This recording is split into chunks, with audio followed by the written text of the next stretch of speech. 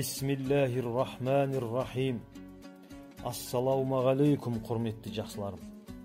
Қасиетті Құран кәрім сүрелер мен аяттардан тұрады. Құран кәрімнің ішіндегі сөйлемдерді аяттар деп айтады. Құранның керемет қасиеттерінің бірі Алла тағала өзінің белгілерін менің аяттарым деп айтады. Сонымен қатар жаратқан нәрселерін, желді, тауды, ағаштарды, аспанды, көлді, шөлді, теңізді де менің аяттарым деп жатыр.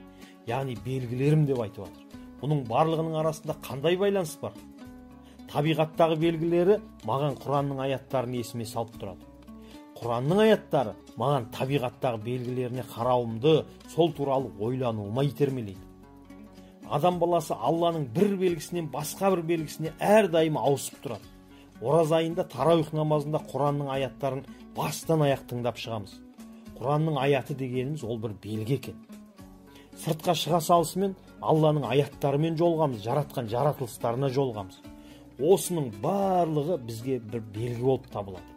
Осындай көзқараспен Аллаға сенуші адам көзін сәл ғана ашып қарағанда Алланың аяттарына, яғни белгілеріне жолығады да тұрады, жолығады да тұрады. Бізге Алла тағаланың бар екенін еске салмайтын бірде бір сәт жоқ. Әрдайым есімізге салып тұрады. Белгілер адам баласын тура жолға бастау үшін беріледі екен. Ондай болатын болса, мені күні түні жан жағымнан тура жолға итермелеп тұр екен ғой. Ол үшін тек қана сәл ойлануымыз керек. Сәл ғана ақылға салуымыз керек. Хакім Абай атамыз не дейді? Ақылды адамға иман парыз дейді. Ал иманды адамға ғибадат парыз дейді. Және де ғалымдарымыз не дейді?